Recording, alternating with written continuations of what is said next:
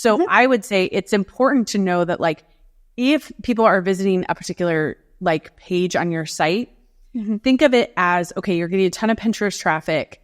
How do you really warm them up in this page? How do you let them know, like, how do you give them a good user experience that says you're in the right place?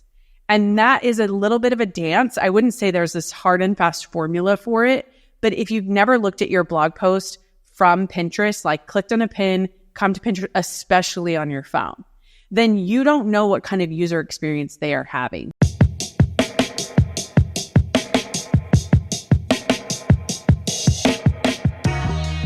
Welcome back to Content in the Kitchen, where we gather in the kitchen and chat about content marketing. Today, we're talking about Pinterest, an often overlooked but really incredible platform for driving traffic to your content. Joining us is none other than Kate Ahl, the founder of Simple Pin Media and an expert in all things Pinterest. Kate saw the potential of Pinterest marketing 9 years ago and turned it into a full-fledged marketing agency that now manages hundreds of Pinterest accounts. Today, Kate's here to share her wisdom on how to use Pinterest strategically to get traffic to your content. So grab your favorite cup, settle in, and let's explore how Pinterest can take your content marketing to the next level.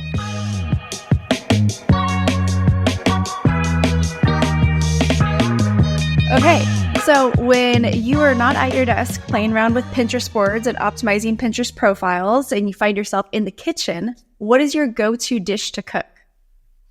Oh, that's such a great question. Well, I'll tell you what I just recently cooked, which was, I love fried rice, and I did a variation on a fried rice, like a Mexican fried rice. So I feel like when I go into the kitchen, I'm not intimidated. I love it. I love creating. And probably the thing I make most is my overnight oats recipe for the next morning. But I think cooking is relaxing. I love going to Pinterest and finding new things and just kind of, I don't know, getting lost in the cooking. Maybe it's like meditative for me. Yeah, I definitely think cooking's really meditative. Like at the end of the day, no matter how busy my day was, being able to go into the kitchen and start cooking literally anything brings me into this calm state, regardless of the dishes to be done and the mess that comes with it. Yes, I try not to think about that part and think, I'll just get to that later. It's fine. But I've been known to have like a full sink of dishes and just go to bed. I'm like, it'll be fine. Yeah, it'll still be there for you. Yeah, exactly.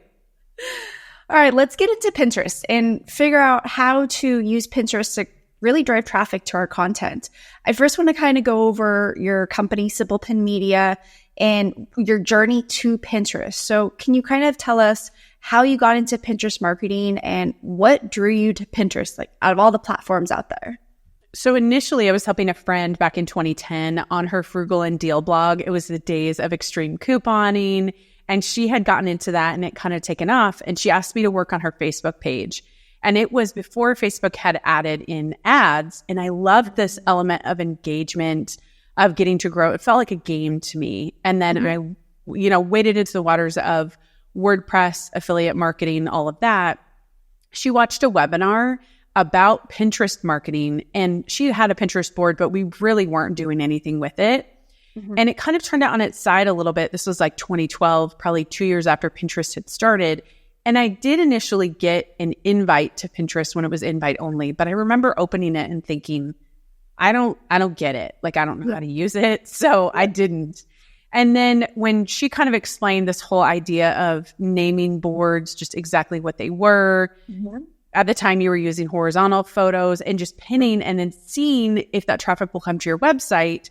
And it worked. Like, we sat in her living room and kind of redesigned her whole profile and started to pin, and we started to see this traffic. And I thought, okay, this is really cool. And back to the game thing. And it was great when things are chronological, right? Like, then they change up the algorithm, and that's just how things are now. But then in 2013, we were faced with a financial crisis, and that's when she suggested to me that I manage people's Pinterest pages. And I thought it was a dumb idea.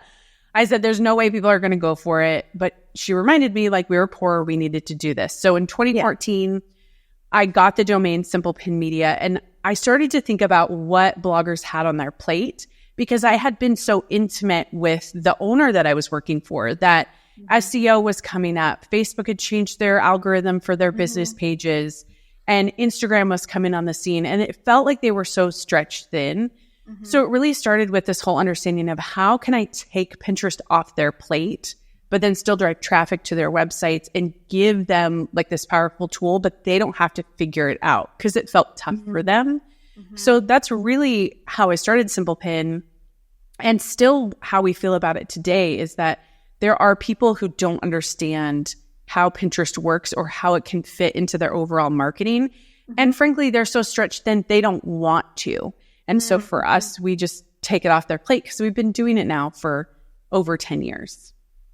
I love how you took a consumer pain point, literally built an entire business around it, and you've pivoted over the years as Pinterest has changed, but you're still addressing that original consumer pain point of, hey, we're even more stretched thin than we were in 2012 as individual business owners or brand owners. And so how can you help us with this? So what kind of services are you seeing, or what kind of help are you seeing people needing the most with their Pinterest profiles? I would say for those businesses that have really put Pinterest on the back burner, or maybe they had an account a long time ago, for us, we have an accelerator package where it's basically doing everything up front. So it's building the profile, it's building the images, it's nailing the keywords, setting up a structure for analytics. And then at that point, they can choose like either they want their team to do it or they want us to do it.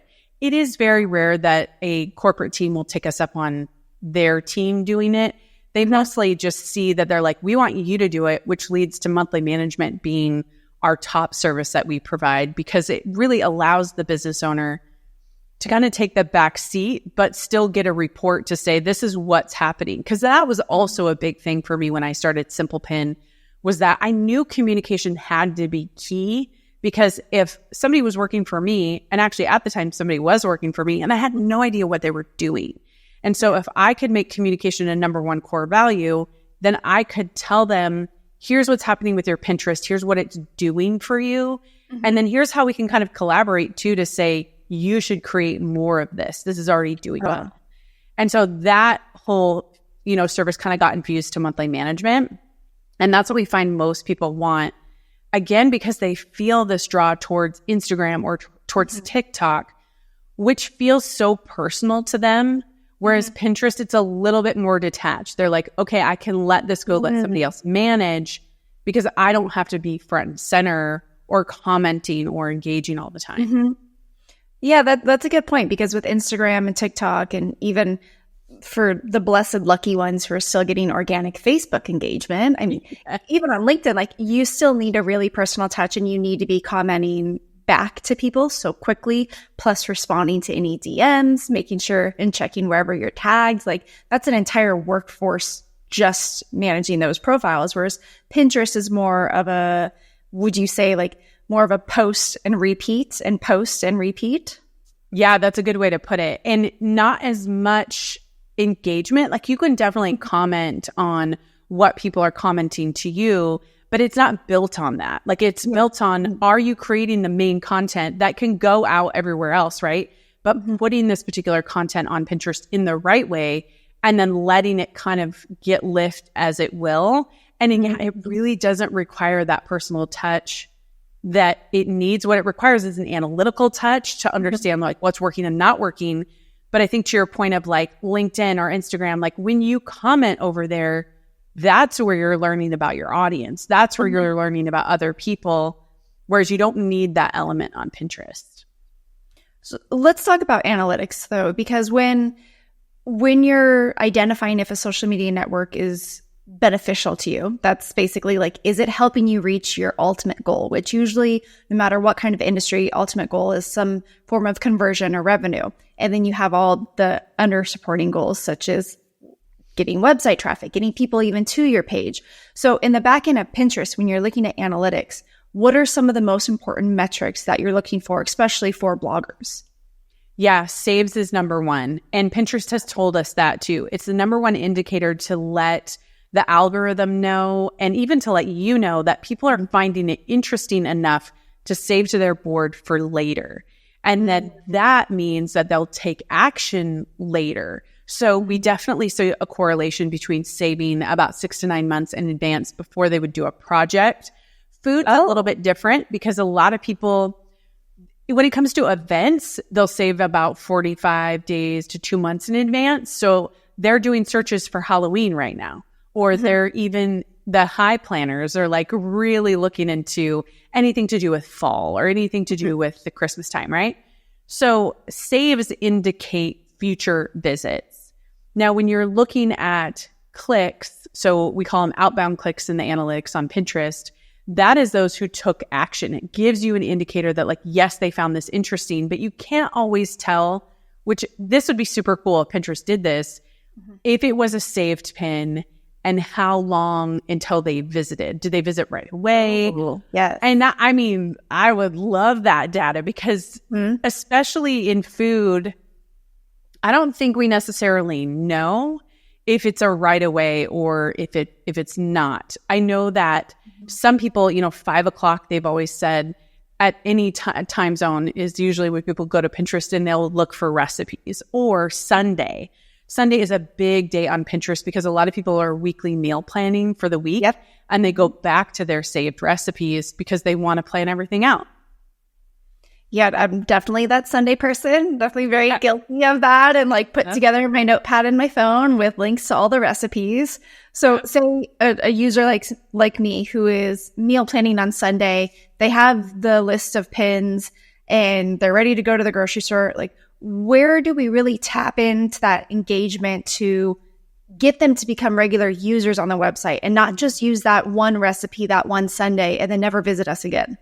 Yeah, that's a tough one, right? Because Pinterest users are cold. They're not loyal. They're loyal to the platform giving them the vast knowledge or pins that they need. But it takes about 7 or 8 touch points before we find that people get threaded in. And sometimes it's I click on your recipe, I really like it. Now I might follow you on Instagram because then I can get closer to you, right? And so then we don't even see people giving their email quite yet because especially if people have that pop up, they're just trying to close it right away to see if the recipe will even match them. So I would say it's important to know that like if people are visiting a particular like page on your site, think of it as, okay, you're getting a ton of Pinterest traffic. How do you really warm them up in this page? How do you let them know, like, how do you give them a good user experience that says you're in the right place? And that is a little bit of a dance. I wouldn't say there's this hard and fast formula for it, but if you've never looked at your blog post from Pinterest, like clicked on a pin, come to Pinterest, especially on your phone, then you don't know what kind of user experience they are having. Because I will tell you a lot of times, and you probably know this too, coming from Pinterest to websites, is your pop-up covers the whole thing. And I'm more annoyed by that than I am trying to get the recipe, or even I use my iPad in the kitchen all the time. I was on Pinterest, I was searching, going to the website, and I will hit jump to recipe. And it's like, it either just sits there or it refreshes in this like weird way that I'm like, oh my gosh, I just needed to stick with the recipe. But if I find that I like it, I save it and I'll revisit it. But I'm never going to tell somebody that it happens easily. It happens over multiple touch points, right? If I see the name of a recipe creator and I've made it a couple of times, then I'm going to go follow them on Pinterest. But my primary action is not really to follow them on Pinterest, if that makes sense. So that's why we have follows be I don't even care about follows. It's not a huge metric to pay attention to. Whereas other social networks, follows really do matter because that's a big pool of who is going to see your post and what your organic reach represents. So is there a specific kind of content that does really well for driving traffic to your website without bouncing off? Like a totally great point on how UX, your user experience, can really make or break if a user is going to stay, let alone if they're going to go to, heaven forbid, another page on your website. But have you found certain types of content really just winning on Pinterest? Yeah, I would say any type of content that answers a question. Like a lot of our clients will go to their like FAQs, right? And when it comes to recipes, I understand there's a ton of competition out there. So it's thinking about what sets you apart, right? Like you're not going to be able to compete with like a brownie recipe, but maybe you're going to be able to compete when it comes to, this is a really great Halloween brownie recipe, or this is great for Mother's Day or something like that. You can compete on events, which I think is really good. But I also think when people answer the questions that people on Pinterest are already asking, that sets you apart, right? So if you go to the search bar and you see somebody's asking like, what is the best sous vide machine, or what is sous vide, right? Like thinking of what people would put in Google, but they also put it in Pinterest because they like looking at images. And I think a lot of times we just assume, oh, people are going to Google for that, but sometimes they're going to Pinterest for it. So how do you continue to answer those questions, balancing it with creating content like you are for Google or so I find with any kind of recipe, if you can take an evergreen one, even like bread, and kind of spin it a little bit too, do a spin-off of something for fall or winter or spring or giving a gift, that tends to do pretty well on Pinterest for people when they get creative and play on that. And here's my trick. You don't have to create a new blog post. You could create a new image for it. So the image itself, let's say you have sourdough bread, right? And I'm sure everybody has a bazillion recipes out there, but maybe yours is different because you make it in this amazing Dutch oven that costs like $2. I don't know. But what you can do is you can say, make this for Thanksgiving brunch, or it could be your December brunch or your fall solstice, like whatever. There's a lot of things you can do, but you can put that on the image with those keywords, and Pinterest reads that image with those keywords, and they're still going to the main recipe. You haven't changed that. So you get a little more extension of your content by playing around with images.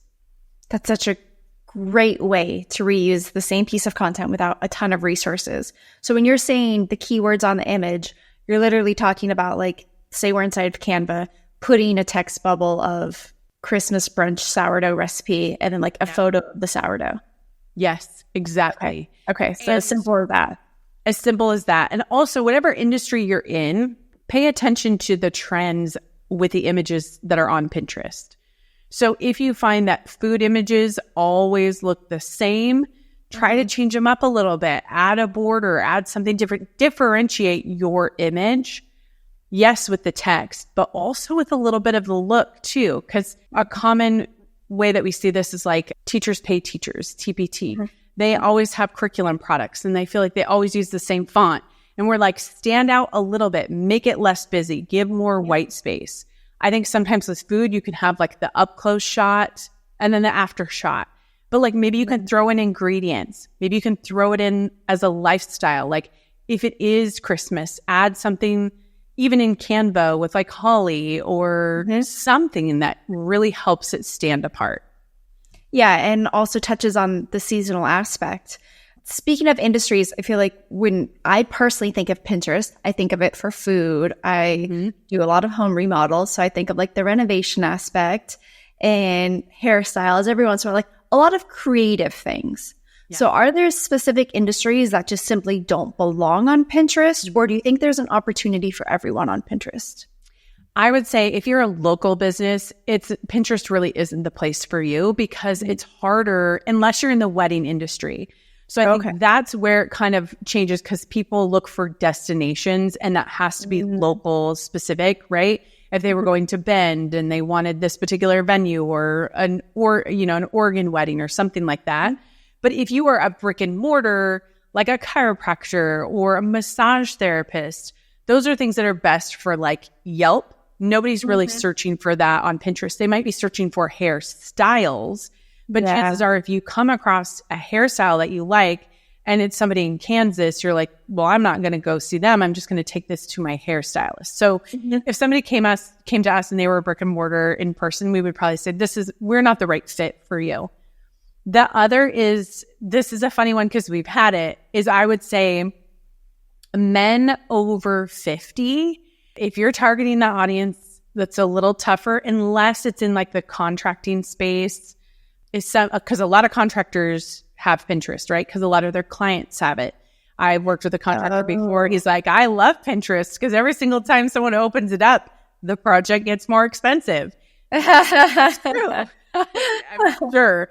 So, but if you're doing, I would say that category, and especially we worked with somebody who wanted to try it for financial, investing, targeting men over 50, and it just didn't work. Like they're not there, right? And then I would say evaluate if you think, go on to Pinterest, search your name, search your topic. What do you see there? And if you really don't see anything and you're thinking, okay, is this an opportunity for me to be like an industry disruptor to get out ahead of my competition? Or is it just because nobody really is searching for it? But I mean, I've met a guy on LinkedIn. He's huge on YouTube and dirt biking, and he started using Pinterest to drive people to his dirt biking YouTube, and it's working because Gen Z is using Pinterest like crazy, and their topics are all over the map. So I think it's also generation dependent too. So, we've got Gen Z all the way up to boomers using the platform. So I think that's an important aspect to consider before asking yourself, is Pinterest the right place for my business? Yeah, which really comes down to understanding your audience and knowing where they are the most frequently. And then from a resource perspective, do you have enough resources to meet them in all of those places? And if not, then dive into the ones where they are the most. Yes. So say there's a brand who's like, okay, I used to do Pinterest. I stopped doing Pinterest for a while because of that lull that it had years ago. Now I'm hearing it's back again and people are getting lots of traffic, which personally is what I'm hearing from a lot of clients that they're getting tons of website traffic from Pinterest now. So say a brand wants to revisit their Pinterest. What are some of the first things that they should do coming back to their profiles? Yes, we actually just had a meeting with a company last week that fits this bill perfectly because they had been investing so much of their resources into growing TikTok, into Instagram. And with the Instagram slowdown, with people feeling really frustrated, they had a Pinterest pre-2020, but they kind of just let it kind of, fade into the background. Yeah. So for them, we're saying, okay, here's what you need to do. First, we got to reset your profile. Does it match the keywords that you're targeting? Are those the same keywords that people are using on Pinterest? How can we give it a full refresh? Check. Then how can we go into your image refresh? Maybe you're just pinning things from Instagram, which is very common. We hear that all the time where people are like, I just turned on the Instagram feature and let it go. The bummer part about that is the descriptions are not optimized. Then you have hashtags and you have square images. So there's no real design strategy for Pinterest. So then we get to what is your unique design that we're going to use in your Pinterest image that builds that awareness, builds that branding so people recognize it's you. And then we're going to go into keywords and we're going to say, what are the keywords that we want to target for? What's the main focus here? How do we want to take these and target them for 3 to 4 months? And then we go into setting up what is your baseline of analytics? What are you getting right now so we can see what is your growth pattern? Now, we can't use any historical data because you really weren't using Pinterest. But once we establish the baseline and make sure that all the connections are set up, that is a big thing, right? Like we've gone through the G4 change. Yes. A lot of people didn't do it. Do they have everything connected? So getting that set and then really creating a Pinterest strategy for them. What is your pinning strategy? How often are you going to pin? Are you creating content? And then how often are you going to create content, which dictates, okay, then that's tied to your keywords and that's tied to your images. And now we have this consistent strategy that we can try for 3 to 6 months and see, can we jog the traffic again? Can we get people visiting your website? And even during that, that takes about 6 to 8 weeks. During that 6 to 8 weeks, you can see a bump already from just being active on the platform, from Pinterest going, oh, you're here again.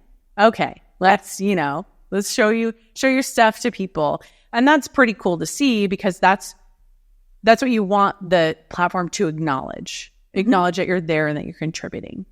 Yeah, and give a chance for your new content to get some eyes and get some traffic and see what's working and what's not working. You mentioned keywords a lot, and everything with content is kind of based around keywords. Even the topic idea that you're going to come up with is from keywords. So how do you build a keyword strategy for Pinterest that fits content that you already have published on your blog? Yeah, so I would say the best example we give people is that it's easy to go with what's on your blog. A lot of people say, can I just use what I pull in Google? That is fine unless, let's say you're plant-based or vegan. Those are two different terms that people are searching. So going to Pinterest and seeing, okay, what are people searching over here that more closely matches what I talk about? So beginning to build kind of this keyword bank of here's your top 10 or 20. We're going to use this in every single image we do, every single description we do. We're going to see if that's what the audience over here is searching. And if they're new, that's a little bit of throwing darts, right? To see if that's exactly what they are searching. But I think it's fine to take what you know about your SEO strategy and apply it over to Pinterest. Just go check the search bar. Your search bar is your best friend on Pinterest. That's where you get a lot of the keyword research from. And then the trends tool, which is trends.pinterest.com. That's really the closest thing we have to tell us like when search terms are trending, what the volume of trending is, and then getting more ideas from over there. So it really is like taking SEO strategies and like when you go to Google and search for a term and see what's populating, see what's currently ranking, or when you go to Google Trends to see what are people talking about right now and how can I create a piece of content that maybe will fit in this as well as match my niche. It's a really similar concept doing that within Pinterest, but it sounds like with Pinterest, you don't have as many algorithm changes or constraints as you do with, say, Meta or Google. Is that about right? Yeah, I would say definitely. I would say as far as algorithm changes and updates, one, it's never publicized with Pinterest. It's all guessing, and you never, ever really know. You know when there's a glitch, but it's mostly guessing like, okay, we had a change in Pinterest traffic. Did we have a change in the algorithm? But what's also interesting is that the Pinterest algorithm, the best way to explain it is like over on Instagram, you always have like, they love 20 hashtags, or today they love 2 hashtags, or they like square versus they like real. And there always seems to be this method that you can follow. Whereas on Pinterest, it's always, have you maximized keywords in everything that they've given you? Do you have a vertical image? Do you have keywords in that image? And are you pinning consistently? Keywords, image, consistency. That's really it. So other than that, what you're watching for is, are they taking certain keywords that maybe you use and they're publicly saying like, if you've been talking about losing weight in 10 pounds in 10 days, they're like, no, we don't want that here on the platform. So they'll be super transparent to say, if you use diet, if you use these terms, we won't show it to people. But other than that, don't have this whole thing like, okay, well, today I can't use a vertical image. I got to use horizontal. Or today I have to use video. It's just not that cut and dry with Instagram, which I actually kind of appreciate because it stays the same. Like, consistent. And you can at least plan your content around it for the most part a few weeks in advance. Exactly. It's not as, I feel like Pinterest also isn't as labor intensive because of that. So there's not this, okay, is today hashtag day or is it not? Like, is it changing this week?